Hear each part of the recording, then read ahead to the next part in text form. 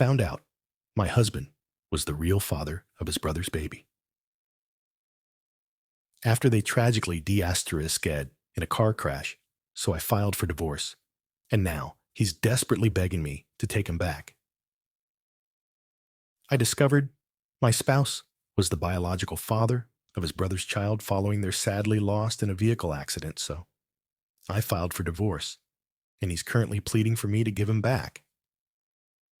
To put things in perspective, I was married to for 5 years. My husband, Matthew, 30, has possessed a brother who was older and married his 35-year-old brother, Colin.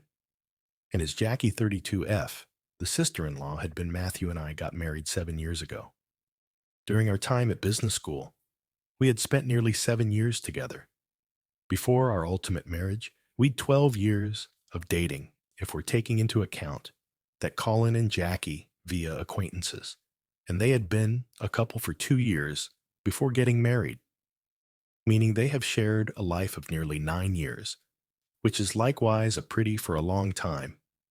We were all friendly, remarkably well. Jackie and Colin were incredibly close friends of mine as well. We could go on double dates and other activities, and I regarded them both as if they were my own Colin, and my family know how much I love them. And Jackie took on parenthood a year later. I had even acted as their babysitter back then. Multiple times, without ever understanding the reality, sadly, Colin and Jackie both deceased, as well as a genuinely awful vehicle about a month ago. There was an accident. The catastrophe that genuinely rocked us, the whole family, in their memorial service. Most likely the saddest I've ever experienced in my entire life. My spouse and I have been distraught. And I believe that those days had shed the most tears. Has been quite challenging for us as a dealing with this and managing the family sorrow. About the worst that has transpired, a component of everything, and perhaps even the best, is that they abandoned their daughter, who was 1 year old. I claim it was the worst thing, is that she will now need to grow up without a parent and never be able to, regardless of how much she knows about her parents. She is surrounded by love, yet nothing will never make up for that. But I'm content for now. The fact that she lived because she was at home and didn't accompany them in the vehicle, since we was unsure of what to do in her wake. My in-laws' parents had passed away, determined that they would take taking care of her temporarily till they understood just what to do for my in-laws. Would have been happy to accept her, but sadly, my father-in-law experiences hardships from my motor neuron illness, and most of the time is spent by my mother-in-law attempting to look after him, so that it's not conceivable for them to accept their grandchild and bring her up, because it'll be very time-consuming. And there's also the fact that they are both pretty old, and is unable to chase after her. Although they are a year old, they still consent to look for her until Matthew had come up with a solution for this. Right now, I don't personally have any issue with watching the children, but Matthew was made well aware that I did not. I envisioned myself assuming the job of a mother in the future at any time, and we had talked about this on multiple occasions, times, and had arrived at the judgment that we weren't as keen on having children, as I couldn't help but adore Jackie's daughter. Raise her, as that was too large of a commitment, in which case I had no interest in motherhood. Hence it was preferable for being a lousy mother instead of being a mother one. So Matthew and I set out to find. Those who were open to adopting us were fortunate that their daughter remained youthful and hadn't seen her parents in a while, sufficiently extended enough that the adoption process would be simpler for her than it would have become if she had been just a little older.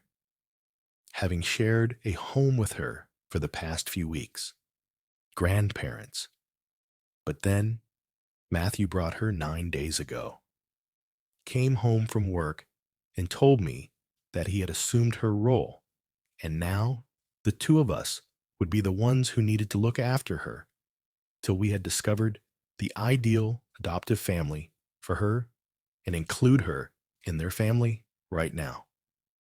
Consented to such since I was aware that intended to be a transient arrangement and we would finally be able to locate a caring house for her. Aside from what had occurred to Jack and Colin, but I didn't has the courage to refuse us both. We're still in mourning.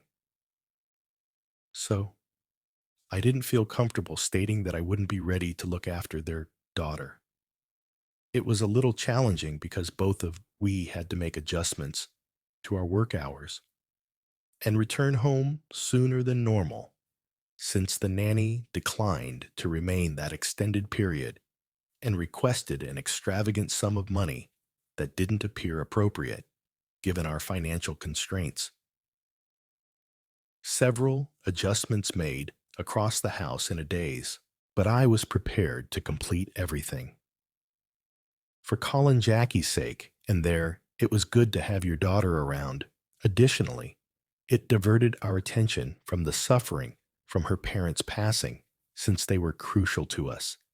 And I had nearly began thinking of adopting her and letting Matthew know that I was unwilling to give her up, as I'd become very devoted to her, and my emotions toward motherhood and parenthood had begun. Altering, but regrettably, I still had must choose the challenging course of leaving it all behind as a result of what I discovered within the backpack.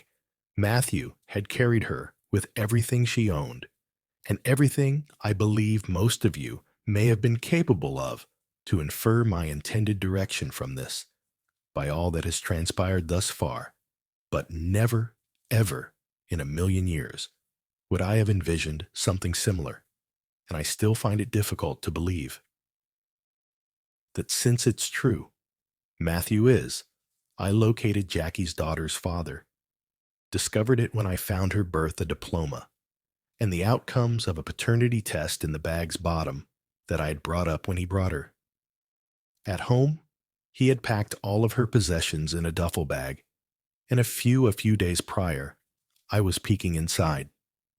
Due to my want to see if she had any socks inside, given the temperature, it was growing a little chilly, so I couldn't locate the socks she typically wore. When moving through the house that within, I discovered a file, and when I opened it, I found it there. I had taken a day off work there. Since I was starting to have a cold, when I learned about it, Matthew was at work, and I needed a few minutes to finish, to understand that the records were natural and not phony for a little while. Having gone over those materials, I was numb. I was at a loss for words. Because, as I've already stated, of us were relatively close, having previously spent so much time together that I don't think anyone could have conjured up anything such as this might even occur. But it was. The evidence was there, right in front of my eyes. And even if I tried, I couldn't. I started crying in the middle of the space and began to sob. Insane. I believe I may have even been afraid the neighbor AB, with my extreme assiduity sobbing following over a year of dating. I don't remember you anticipating anything in the last 12 years, as such from your spouse, so it was incredibly challenging for me to comprehend. But I was able to gather myself in less than 30 minutes. After deciding to stop sobbing, Orr called my attorney up right away, and I sent him pictures of my possessions. And for good as a precaution, I brought them along while I was leaving the house with them, in tow after I had met with my attorney. With me, the situation's truth struck me, and despite my extreme sadness, I was also as enraged. I don't even believe that anger starts to describe my feelings about furious. And he was fortunate that that day he wasn't home, because I may have caused him to experience something that unavoidable. I'm not even ashamed of it, to be honest. But in any case, I was truly angry. I decided to snap pictures of the records I had discovered, and I was so furious that I sent them to everyone throughout his family. And when I say all of them, this is not even a joke. I mean, really every individual whose interaction data I have on my phone, which I just picked every contact unquestioningly and sent it to them along with the following caption: that I was now aware of Matthew's reality and I was curious about the nature of after sending that. He was a different guy. The text: I began preparing my belongings as soon as possible to enable me to leave the house before Matthew arrives. I had to do something when I got home, concerning Jackie's daughter as well, since I could not abandon a 1 year old. Whatever was going on, I was alone at home. I was furious that Matthew had not. She was just a baby with her, so she didn't even know what was happening. So I made the decision to migrate to my new location and bring her with me when I arrived at my folks' place. I'd been crying in the taxi that day, even when you're on your way to their location, hence. Upon my arrival, I had been in tears for some time, and when I watched my mom unlock the door, I had broken, fell, once again, into tears, and did not stop. I spent the next hour or so crying. I switched off my phone so that no one would be able to get in touch with me, since I just did not wish to hear from anyone in particular. If there was someone from Matthew's family, I was in a challenging situation at the time, and I would claim that I remain as a result of isn't an easy way to handle this. Nonetheless, following my disclosure to my parents of what I had located and presented the evidence, they informed me that I'd chosen the correct decision to apply for a divorce and speak with my attorney. There was no turning back from that. As soon as later in that night, Matthew demonstrated up at my folks' place, but it was really so he might return home with his niece.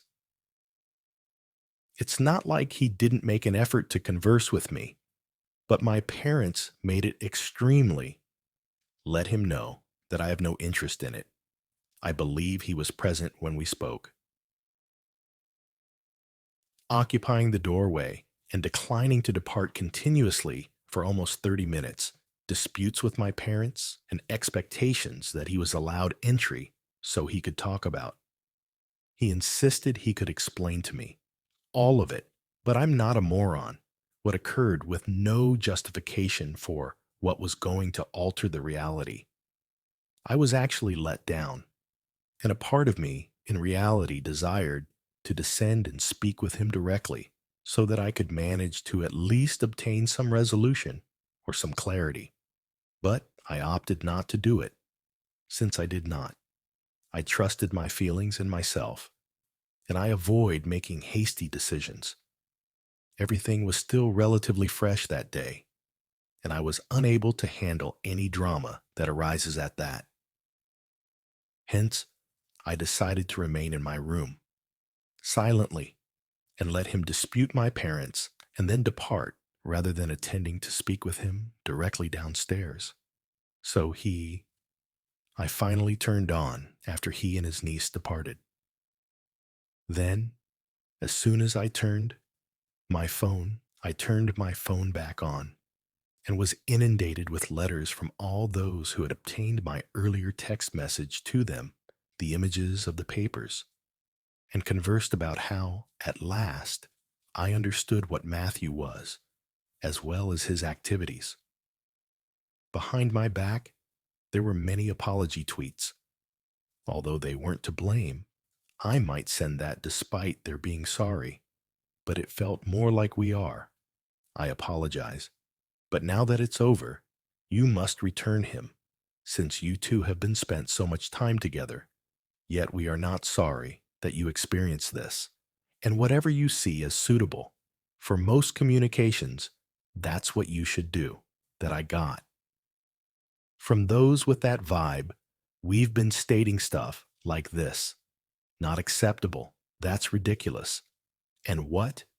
Not that the following message wasn't just them discussing how we had been, how they fared. After spending 12 years together, not wish to give me instructions, but we're confident that we could collaborate things out and would genuinely appreciate it if we to remain united. They did state that in the end, I had to make the decision, although I understood that if they discovered that I've already contacted my attorney and filed, they wouldn't be happy about a divorce. I haven't blocked Matthew because of that. Nowhere, as of yet, because I'm still really unsure of what action to take. He has been contacting me and attempting to.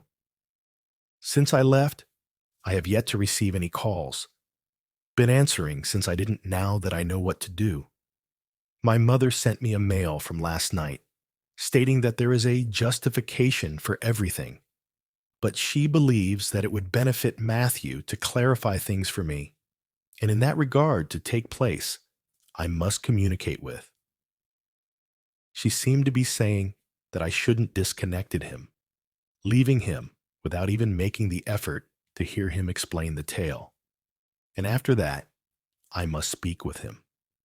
At least, I eventually replied to her email, claiming that I was not required to reply to him, as I had personally witnessed what the paper stated, and I was aware of the truth be said. I seriously doubt he would be capable of saying whatever that could.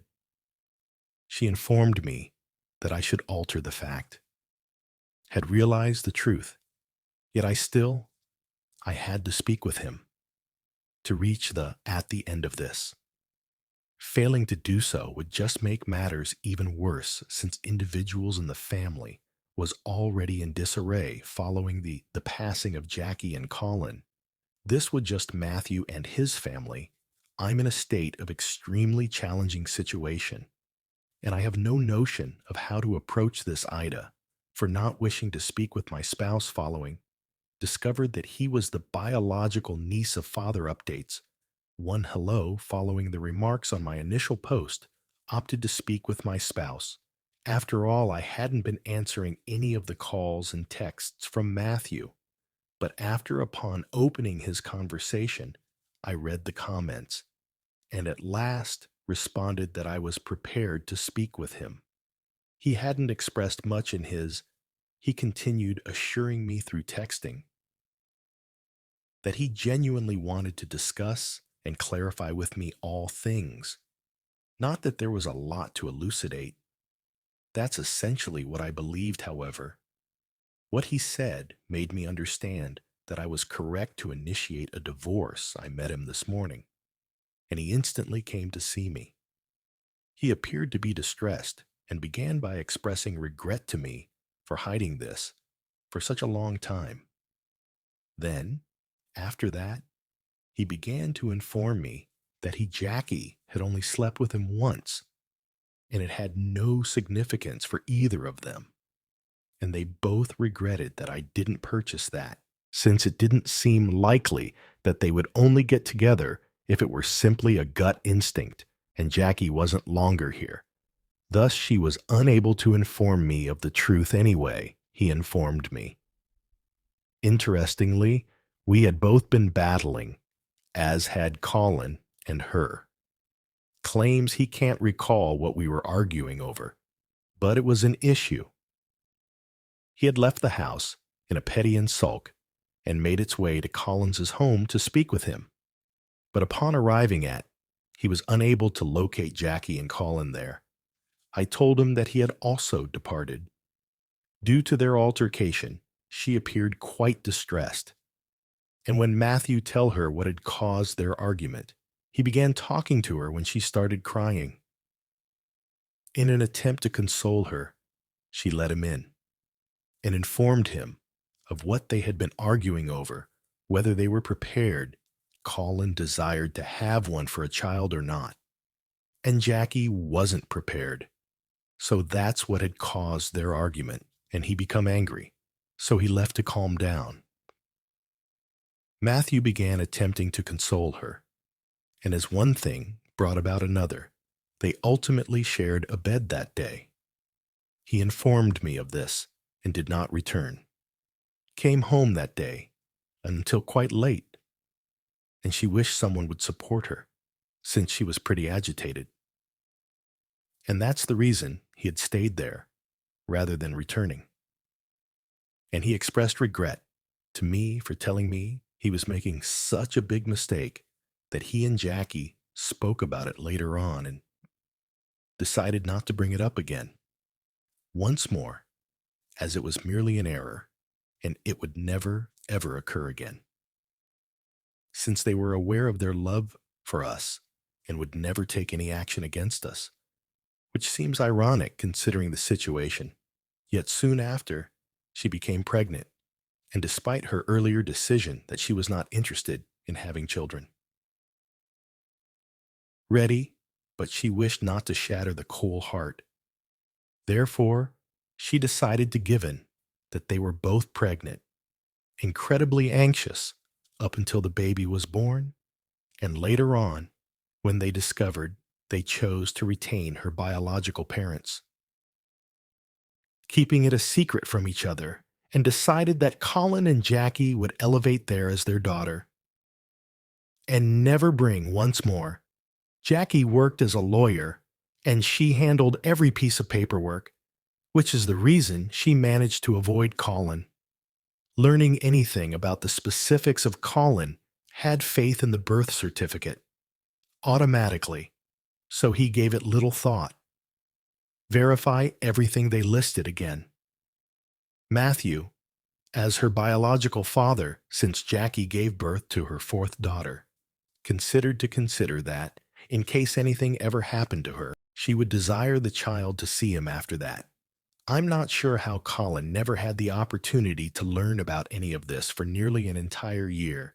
He must have genuinely believed in Jackie and myself. I suppose he was preoccupied with loving his to be concerned about any of the paperwork.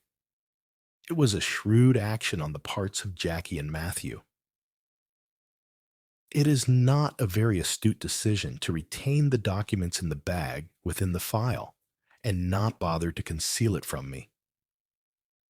Once appropriately, Matthew had finished telling me all the details, informed him that the opportunity to truth be told, and I had previously consulted with my attorney and began to get ready for a divorce, which didn't alter my opinion, at least generally rather disappointing, as I had anticipated that they would experience a justification that might make me reconsider, given that they have been acting in a speaking with Matthew once, would be different. All that he and his family possessed, been pleading with me to give him an opportunity to clarify. But this was not anything that prompted me to consider any differently.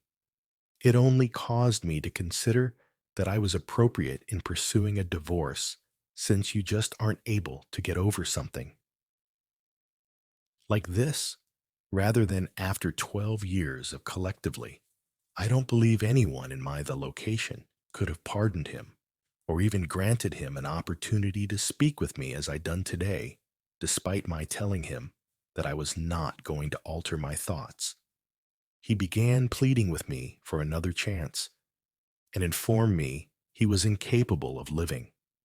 He even claimed that he had, without me, lost his brother already, and his close acquaintance was unable to afford to lose me too, and that he needed me to support him, as he was about to, through so much that I nearly chuckled.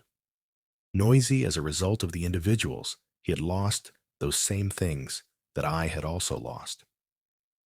Others with whom I had been just as close to his in-law siblings, sister-in-law, and the four as a group. We had been. But he and Jackie were the ones that mistreated us. Don't hold any grudges against Jackie, however. I am unable to forgive Matthew, and even in such a circumstance was on his mind. What he had experienced, not me, He was the one who made a mistake with this. So or fault. And it was me who had suffered 2 losses. Of my close pals, after which I learned that my spouse had been unfaithful to me and even produced a girl with a different woman who was in my immediate vicinity, all in a single month. It could not have been more straightforward for me. However, I was still attempting to handle it. I explained all of this to him, Grace. Him. But he didn't want to comprehend. He continued pleading with me to return to him at some point. It began to irritate my tense. So I merely informed him that he needed to. If he didn't go, I would have to be forced to. Should report him to the police and have him taken out of the grounds. So he departed. However, he assured me that he would return, and he had no intention of giving up. Until I returned to him, he seemed rather committed. But it just is no longer significant to me. He has shattered me in unexpected ways. Conceivable. But it's finished now, and I feel foolish for even considering giving him an opportunity to clarify. I'm not sure what I was considering, but at least I'm aware of the entire narrative, and I am aware that I forgive him now and don't check in again. I recently talked to my attorney, and it has been 15 days since I left my home, and at last he revealed to me that I was going to get served with papers. Husband, tomorrow, I'm feeling conflicted. Concerning all of those, I am pleased that we may now begin. The divorce has been going on a little postponed since my attorney had to attend to some recent personal health difficulties. The work was slow last week, but now we can at last, begin the process, and I can put it behind us and attempt to. However, I choose to move on with my life and feel devastated because a period in my life that had been lovely thus far, is drawing to a close.